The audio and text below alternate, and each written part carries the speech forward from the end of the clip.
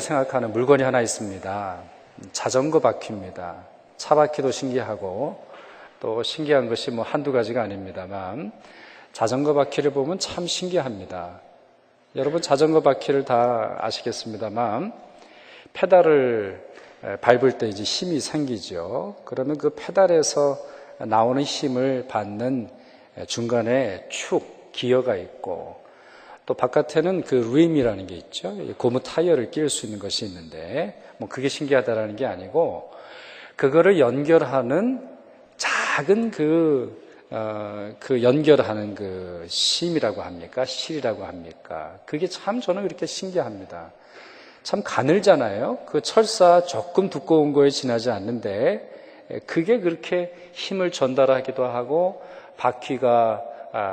바퀴에서 오는 그 충격을 흡수하기도 하는 그게 저는 참 신기합니다. 근데 그 바퀴를 생각하면 할수록 그 바퀴의 원리를 생각하면 할수록 경건이라는 게 그런 것 같습니다. 물론 이제 인격도 그렇고 우리 신앙의 전부가 그렇습니다만 경건이라는 게 저렇게 돼야 되는구나 이런 생각을 하게 됩니다. 여러분 그 바퀴살이라고 하는 것이 뭐 하나가 좀 깨졌다거나 뭐가 하나 끊어졌다거나 뭐가 하나 짧거나 이러지 않죠. 다 균등하게 이루어져 있습니다. 마찬가지로 우리 성도들의 경건한 삶에 있어서 균형이 필요한 것을 느낍니다. 내면의 훈련이 필요하고 또 세상으로 나아가는 훈련이 필요하고 말씀 훈련이 필요하고 또 기도 훈련이 필요하고 나 자신을 위한 훈련이 필요하고 교회와 세상을 위한 훈련이 필요한 것을 봅니다. 이와 같은 것들이 작은 살처럼 별것 아닌 것처럼 보여도 이게 뭐가 문제가 생기면 나중에 그 가운데서 그 연약함으로 인해서 균형되지 못한 문제로 인해서 어려움 당하는 것을 보게 됩니다.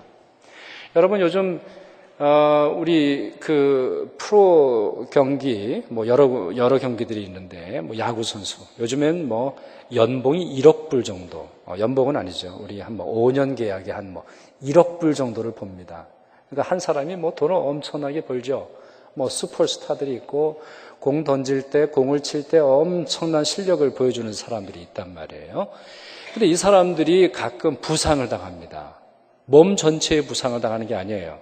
몸 아주 작은 부분 하나 아니면 두 가지 정도 부상을 당해서 결국엔 공을 던지지 못한다거나 공을 치지 못하는 그런 경우가 있죠.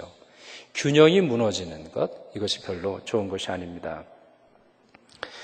저는 오늘 선교훈련 그중에서도 전도훈련에 대해서 좀 말씀을 드리려고 하는데요. 여러분 선교만 해도 그렇습니다. 선교만 해도 여러분 선교가 도대체 뭔가요? 뭘 하는 게 선교입니까? 우리는 이제 복음주의 교회인데 우리 복음주의 교회가 생각하는 선교에 대한 것 주로 4가지로 말합니다. 첫째는 가난한 자의 이웃이 되는 것, 소외당한 자와 영적인 우정을 맺는 것, 이거 선교입니다. 둘째는 파괴된 하나님의 창조 질서 회복하는 것, 이거 선교입니다. 하나님이 아름답게 만드신 세상이 잘못 나가는 것, 이거 바꿔 나가는 것이 선교이죠. 또 셋째, 사회적 부정의에 저항하고 정의와 진리를 선포하고 그 일에 참여하는 것, 이것이 선교입니다. 마지막으로 4번째, 예수 그리스도를 알지 못하는 자들에게 복음을 전하는 것, 이건 당연히 선교가 되겠죠. 오늘 이 중에서 4번째에 대한 말씀을 드리려고 하고요. 우리가 복음 전도를 위해서 우리 자신을 훈련하고 또 우리가 준비해야 될 것이 무엇이 있는지 여러분하고 함께 나누려고 합니다. 첫 번째, 복음을 설명할 수 있어야 됩니다. 여러분 누군가가 여러분에게 제가 복음에 대한 관심이 있는데 복음을 설명해 주십시오 이렇게 요청할 때 여러분은 잘 대답하실 수 있습니까? 우리 베드로전서 3장 15절 한번 보죠. 같이 한번 읽겠습니다. 베드로전서 3장 15절. 너희 마음에 그리스도를 주로 삼아 거룩하게 하고 너희 속에 있는 소망에 관한 이유를 묻는 자에게는 대답할 것을 항상 준비하되 온유와 두려움으로 하라. 네, 뭔 준비를 하는데 온유와 두려움으로 할까요? 무슨 준비요? 내 안에 있는 소망을 누가 물어보면 대답할 준비를 하고 있으라는 거예요. 그것도 항상 준비하라고 합니다. 마틴 로이드 존스 목사가 요즘 교회의 문제가 무엇이냐 설명을 했는데 교회의 문제는 결국 교인의 문제다. 교회가 자꾸 이렇게 문제가 생기는 것은 교인들이 문제가 있어서다. 그럼 교인의 문제는 뭐냐? 가만히 생각을 해보니까 교인이 그리스도인이 되는 것이 무엇인지 모르고 있다, 이렇게 말합니다. 굉장히 심각한 질문이죠. 교인, 우리 church goers 이렇게 말하죠. 아니면 church member 이렇게 말하는데, 교회 가는 이유, 그리스도인이 되는 이유를 잘 모른다는 거예요. 그러면서 교회 다니고 그러면서 남들에게 교회를 오라고 하니 이게 뭐가 잘 안 맞는다라고 하는 겁니다. 오늘 이 베드로전서 3장 15절은 그리스도인이 누구인지 아주 잘 설명합니다. 두 가지로 설명하고 있죠. 자, 첫째, 기독교는 어떤 사람이에요? 마음에 그리스도를 주로 삼아 거룩하게 사는 사람이에요. 그렇죠, 여러분? 앞에 문장에 이렇게 되어 있잖아요. 너희 마음에 그리스도를 주로 삼아 거룩하게 하고, 이게 되어 있지 않으면은 그리스도인이라고 볼 수 없죠. 자, 주라고 말하는 것은 무엇입니까? 예수님이 나의 주인이라는 겁니다. 두 주인을 섬길 수 없죠. 우린 도를 섬기기도 하고 하나님을 섬기기도 하는 것이 아니죠. 우린 세상을 섬기기도 하고 예수님을 섬기는 것이 아닙니다. 우리는 주님만이, 예수 그리스도만이 나의 주인이심을 고백하는 사람이고, 그것을 거룩한 삶으로서 보여주는 그런 사람이라고 볼 수 있습니다. 이것만이 아닙니다. 기독교인은 자기 안에 있는 소망, 다시 말하면 자기가 믿는 그 믿음, 또 자기에게 천국이 예비되어 있음을, 또 자기의 삶에서 앞으로 예수께서 자신을 칭찬하시고 자신에게 거룩한 은혜로 더욱 인도하신다라고 하는 소망, 이거를 설명해야 된다는 거예요. 이거를 설명하지 않고 다른 부분만을 말할 때 진정한 그리스도인이 아니거나 진정한 그리스도인이 되기 힘든 사람이라고 볼 수 있습니다. 이 일을 위해서 예수님께서는 제자들을 부르셨습니다. 3년간 훈련하셨죠. 3년간 예수님의 말씀을 들었고요. 예수님의 능력을 체험했죠. 그 제자들의 모습의 그 변화, 제자들의 모습에서 우리 참 큰 은혜를 느낄 수 있는데, 저는 그 제자들의 고백 중에서 가장 소중한 고백이 뭐냐? 도마의 고백이라고 생각합니다. 물론 마태복음 16장에 나오는 베드로의 고백도 참 중요한데, 도마가 예수께서 부활하신 이후에 뭐라고 그러냐면요, 예수님을 향해서 나의 주요, 나의 하나님이시다, 그렇게 고백해요. 그전에는 예수님을 하나님으로 믿지 않았어요. 그전에는 예수님을 따라다니는 제자들에게 있어서도 예수님의 하나님 아들됨의 진정한 의미가 몰랐어요. 근데 도마 입이 탁 터져 나온 거예요. 예수님이 하나님이시다, 예수님이 나의 주님이시다, 그와 같이 고백을 하고 있습니다. 3년간 따라다니니까 그 고백이 나오는 거예요. 여러분, 예수님께서 승천하실 때 제자들을 누구라고 불렀습니까? 제자들을 사도라고 부르셨나요? 아니에요. 내 증인이다, 이런 말씀하셨어요. 사도행전 1장 8절, 우리 슬라이드에 있을 것 같은데 같이 한번 읽겠습니다. 시작. 오직 성령이 너희에게 임하시면 너희가 권능을 받고 예루살렘과 온 유대와 사마리아와 땅끝까지 이르러 내 증인이 되리라. 이것이 그리스도인이 갖고 있는 가장 소중한 이름입니다. 우리가 목사, 장로, 권사, 이게 가장 소중한 이름이 아니라 증인이라고 하는, 여러분, 증인이라고 하는 것이 무엇입니까? 본 사람입니다. 체험한 사람입니다. 맛본 사람입니다. 체험해서 아는 사람이죠. 그리스도인은 이런 사람이 되어야 됩니다. 전도를 잘하기 위해서는 이런 사람이 되어야 됩니다. 증인으로서 내가 믿는 예수 그리스도, 내가 알고 있는 그 천국의 의미를 말해줄 수 있어야죠. 둘째, 자, 처음 말씀드린 것은 이제 말에 대한 것이고, 설명과 해석과 또 말로서 표현하는 그런 것이라면, 두 번째는 선행입니다. 선행으로 복음을 보여줘야 됩니다. 선행으로 복음을 보여줘야 됩니다. 베드로전서 2장 말씀 같이 한번 읽겠습니다. 슬라이드를 보시면서 같이 한번 읽도록 하겠습니다. 베드로전서 2장 11절 12절. 사랑하는 자들아, 거류민과 나그네 같은 너희를 권하노니 영혼을 거슬러 싸우는 육체의 정욕을 제어하라. 너희가 이방인 중에서 행실을 선하게 가져 너희를 악행한다고 비방하는 자들로 하여금 너희 선한 일을 보고 오시는 날에 하나님께 영광을 돌리게 하려 함이라. 아멘. 자, 여러분 여기서 중요한 단어가 뭐예요? 선한 행실을 보고. 선이 무엇인지 말해서 사람들이 잘 알지 못합니다. 예수님에 대해서 아무리 많이 설명을 해도 잘 모르겠다고 합니다. 중요한 것은 무엇이죠? 예수 믿는 사람들의 삶을 보아야 이 사람들이 예수 그리스도의 은혜로 나올 수 있는 겁니다. 여러분, 애플 하면 뭐가 떠오르십니까? 애플, 영어 단어 애플. 옛날에 여러분 영어 단어장에 애플 하면 뭐가 있었죠? 사과, 우리말로 이제 사과 이렇게 했는데, 최근에는 이 어떤 영어 단어의 여러 의미 중에 여러 가지가 있겠죠. 뭐 두세 가지 뭐 이렇게 할 수 있는데, 그게 바뀌었다 그러죠. 요즘 애들에게 애플 이렇게 말하면 뭘 떠올리죠? 아이폰, 이게 이제 떠오른다는 거예요. 이렇게 한번 이렇게 물은 것처럼 보이는 그 애플 마크를 먼저 떠올린다는 거예요. 여러분이 애플이라고 하는 회사, 물건도 잘 만들고 싸움도 잘하죠? 아주 뭐 싸움도 뭐 기가 막히게 잘하는 것 같아요. 근데 이분들이 잘하는 거 하나가 있어요. 근데 이건 좀 우리가 배울 필요가 있는데, 비즈니스를 잘해요. 물건을 파는데 기가 막히게 파는 것 같아요. 저는 사실 TV를 보지 않기 때문에 잘 모르겠습니다만, 여러분 TV 광고에 애플이 나오던가요? 우리 텔레비 보시는 분들 대답하실 수 있으세요? TV 광고에 애플 선전이 나옵니까? 아이폰 뭐 또 새로운 거 나온다는데 여러분 그걸 보셨어요? 애플은 그렇게 광고 잘 안 해요. 어떻게 합니까? 옛날에는요, 애플이라고 하는 회사 전과 후가 어떻게 비즈니스가 다르냐. 옛날에는 쇼 윈도에 놔뒀어요. 뭐 여러 회사들 생각해 보시면 쇼 윈도에 멋있는 조명 해놓고 유리로 이렇게 해놓고 소비자는 그 밖에서 그냥 보는 거예요. 보고 있다가 이제 직원들한테 사정해가지고 간신히 하나 좀 만져볼까 말까 했는데, 이 애플은 그렇게 장사하지 않아요. 애플은 좋은 곳에서 큰 매장에 사람들이 들어와 만져보게 합니다. 만져보면 그렇게 좋거든요. 만져보면 그게 그냥 아주 맨들맨들하고 다른 거랑 다르게 느껴지거든요.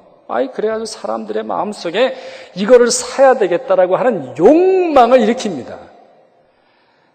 어떤 사람들이 실험을 했어요.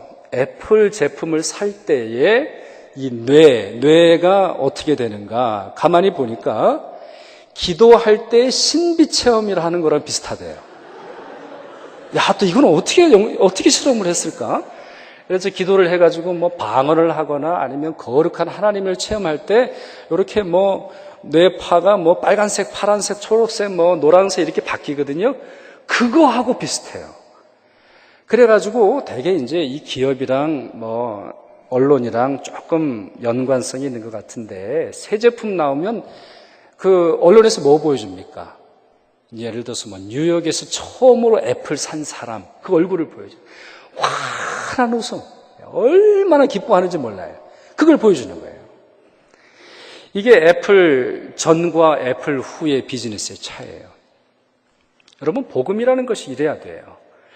복음을 아는 사람 인상 찡그리고 있으면, 복음을 알고 있는 사람, 나의 주가 예수 그리스도시다, 나의 소망이 예수 그리스도시다, 나의 소망이 천국이다, 이렇게 말해놓고 뒤로는 그렇게 살지 않잖아요. 천국은 무슨 천국? 자기 주머니에 아주 두둑해야 기뻐하는 사람들이 얼마나 많이 있어요. 자기 주인이 예수라고 말하고서 결혼할 때 보세요. 자녀들 뭐 배우자 고를 때 보세요. 직장 구할 때 보세요. 대학을 선택할 때 보세요. 어디 예수님의 이름이 있나? 전혀 그러지 않는단 말이에요. 결국엔 그와 같은 모습을 세상이 볼 때 뭐라 그러겠어요? 세상이 볼 때 당신들이 당신 믿음대로 안 산다는 거예요. 그래서 요즘에는 교회가 교회를 염려하기보다 세상이 교회를 염려합니다. 세상이 당신들 좀 제발 좀 복음대로 사십시오. 당신들 제발 좀 믿는 대로 사십시오. 이렇게 말하고 있단 말이에요. 이와 같은 선행, 이와 같은 삶의 모습 우리에게 중요한데요. 그 중에 초대교회로부터 지금까지 놓치지 않는 부분이 있어요. 이 선한 삶, 여러 가지를 말하는데 그 중에 하나가 바로 무엇이냐면 가난한 자에 대한 구제예요. 가난한 자에 대한 구제. 이게 얼마나 초대교회에서는 중요하게 생각을 했느냐. 그것은 이 갈라디아서에 보면 아주 명료하게 나옵니다. 이거는 뭐 양보할 수 없을 정도의 주님이 주신 진리인데, 여러분 초대교회에 중요한 회의가 하나 열립니다. 예루살렘 공의회라고 해서 과연 할례를 받아야 구원을 받느냐 못 받느냐, 이런 중요한 구원론, 교회론과 관련되어 있는 그러한 신학적인 주제로 회의가 열립니다. 결론은 뭐죠? 오직 예수를 믿는 신앙만이 우리를 구원하고 할례나 구약에 있어서 상당수의 율법적인 조항은 지키지 않아도 된다. 그리고 바울로 하여금 걱정하지 마시고 당신은 이방인의 사도로서 복음을 전하십시오라고 하는 권위를 공식적으로 부여합니다. 근데 다만 한 가지는 잊지 마십시오, 이런 말을 해요. 갈라디아서 2장 10절인데, 다만 우리에게 가난한 자들을 기억하도록 부탁하였으니 이것은 나도 본래부터 힘써 행하던 것이다, 이렇게 말해요. 가난한 자를 구원하는 거, 이거 구원론 페이지에 안 나옵니다. 가난한 자를 위해서 재물을 준비하고 헌금하는 거, 이거 뭐 우리의 구원과는 극히 상관이 없을 수도 있겠죠. 그러나 다만 이것은 빼놓지 마십시오. 아무리 예수 그리스도의 그 구원에 대한 메시지를 증거한다 할지라도 이 거룩한 삶이 당신에게 있어야 합니다. 초대교회가 그렇게 말했고, 바울 자신도 그거를 나리가 처음부터 본래부터 행하던 것이다, 이렇게 말을 했다라고 하는 것이죠. 이와 같은 말씀이 우리에게 있는 이유가 뭡니까? 복음은 무엇으로 나타나야 한다? 선행으로 나타나야 합니다. 복음은 말뿐만이 아니라 우리의 선한 삶의 실천을 통해서 나타나야 함을 가르쳐주고 있죠. 세 번째는 단순한 삶입니다. 자, 첫 번째는 복음을 설명하는 것이고, 두 번째는 복음을 보여주는 것이고, 세 번째는 단순한 삶을 사는 겁니다. Simple life, 이것이 돼야 됩니다. 우리 말씀을 하나 같이 또 읽도록 하겠습니다. 마가복음 6장에 있는 말씀인데요, 같이 한번 읽도록 하겠습니다. 12제자를 부르사 둘씩 보내시며 더러운 귀신을 제어하는 권능을 주시고,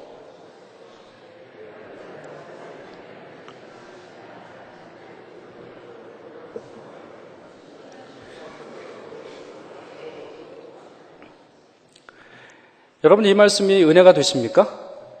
전도하러 나가는데 돈 챙기지 말랍니다. 전대의 돈. 전대가 뭐죠? 전대가? 이게 돈을 꿰가지고 허리에 차는 거, 뭐 그게 전대 아니겠어요? 돈 챙기지 말래요. 아무것도 가지지 말고 특별히 배낭 매지 말아라. 배낭 매지 말아라.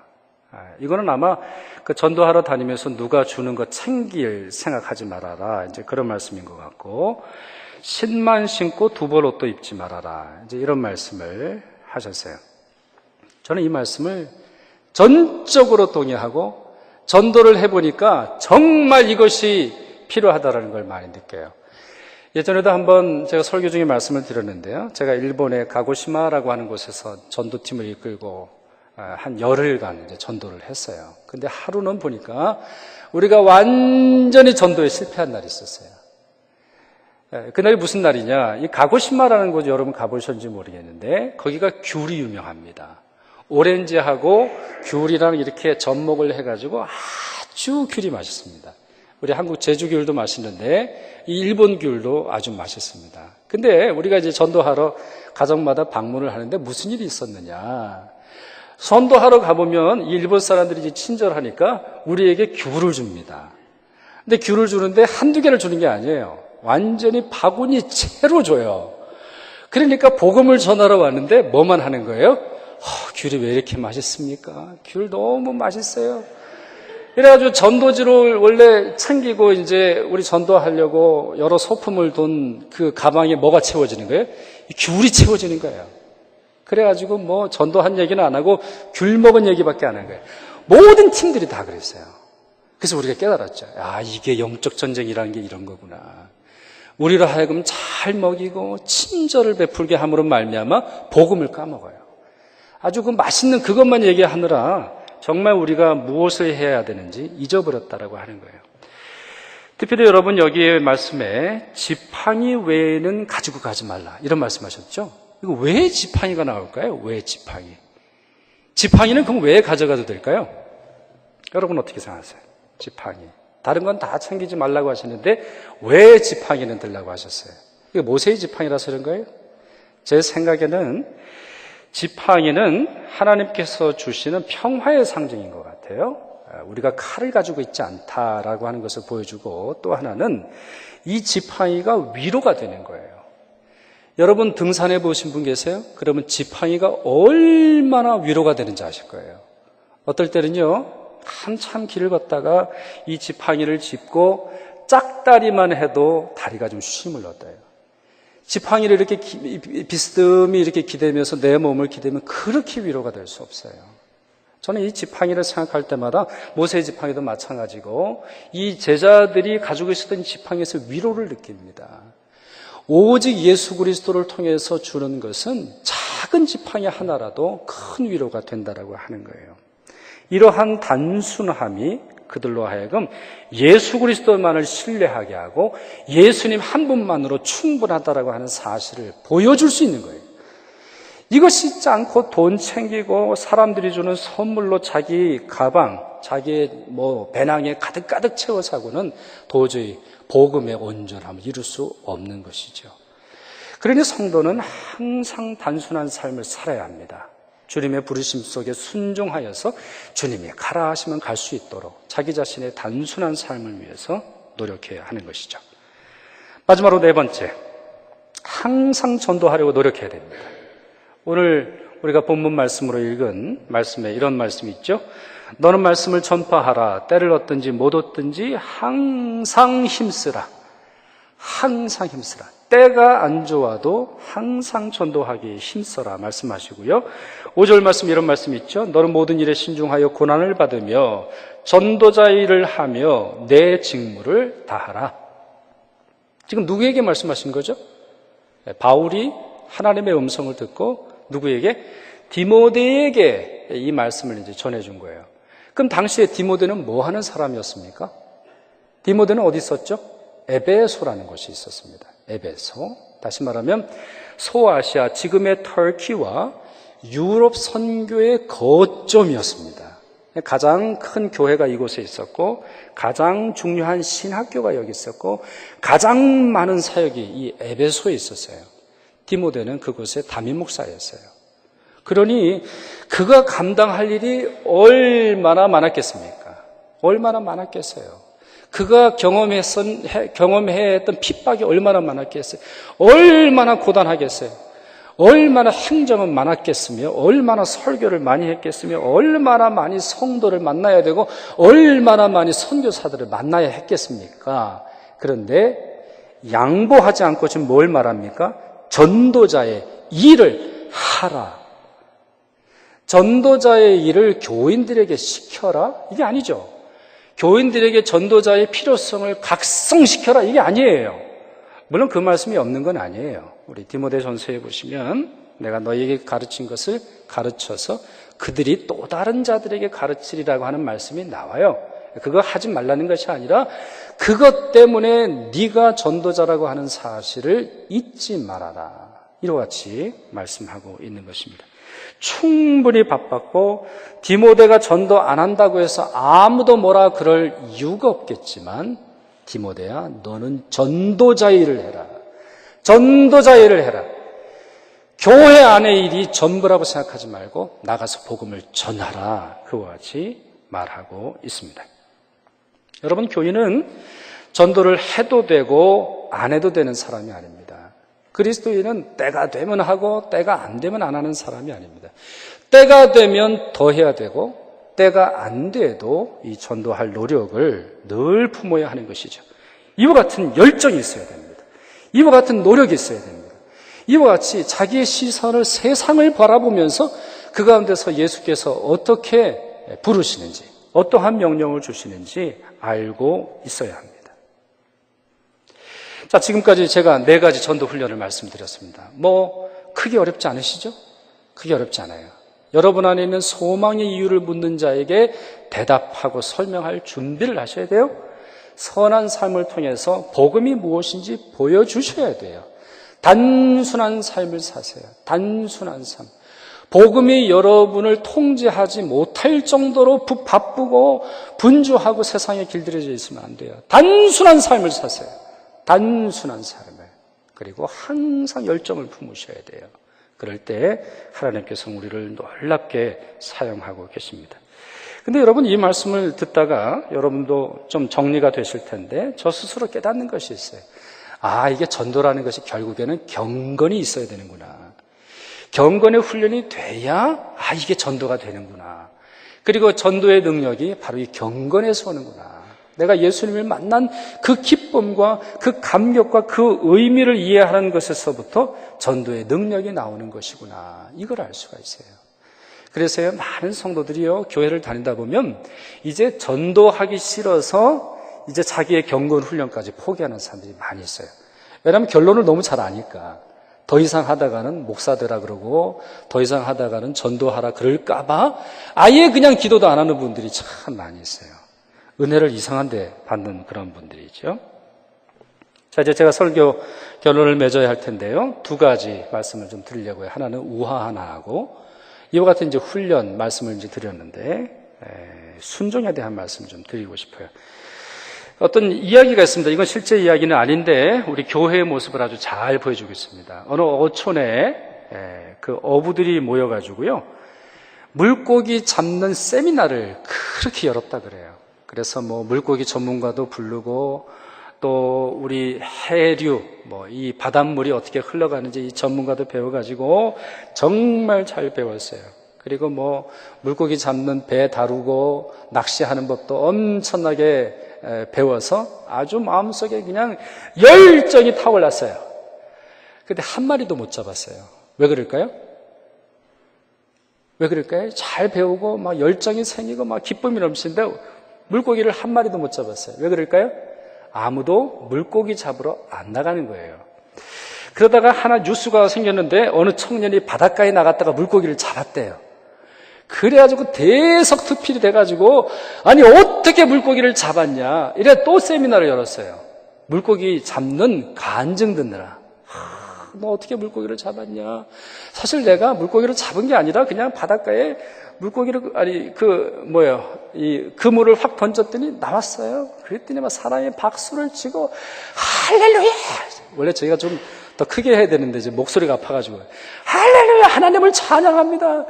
그래가지고 너무너무 기쁜 마음이 있었어요. 그래가지고 이 청년이 슈퍼스타가 돼가지고 간증하느라 엄청나게 많은 이 어촌 마을을 이제 다녔죠. 근데 그 이후로 한 마리 물고기를 안 잡았어요. 왜 그럴까요? 왜 그래요? 아무도 물고기 잡으러 안 갔고 그나마 잡은 이 청년도 간증하느라 돌아다니느라 물고기 잡으러 안 나갔다는 거예요. 이게 이제 교회의 실태죠. 여러분, 교회의 실태예요. 여러분, 사도행전을 읽어보세요. 복잡한 얘기가 있나? 다 전도하는 얘기거든요. 전도하는 얘기거든요. 자기가 받는 훈련이 아무리 적어도 그만큼만 나가도 하나님이 역사하시는 걸 이 사도행전이 증거해 주는 거거든요. 그래서 많은 사람들이 얘기합니다. 결국에는 전도라고 하는 건 뭐냐? 전도라고 하는 것은 실패와 성공이 없다는 거예요. 전도는 실패하냐 성공하냐가 아니라 순종했느냐 불순종했느냐 이 두 가지밖에 없다는 거예요. 그럴 만큼 현대 교회가 전도를 안 해요. 너무나 많은 전도에 대한 세미나와 전도에 대한 설교와 전도에 대한 간증과 전도에 대한 걸만 다 가르치는데 실제로 안 해요. 제가 제자 훈련할 때 늘 하는 말이 있어요. 기도에 대한 책은 열심히 읽어요. 근데 뭘 안 해요? 기도를 안 해요. 성경에 대한 책은 그렇게 열심히 읽어요. 설교는 엄청나게 듣고 세미나는 엄청나게 해요. 근데 뭘 안 해요?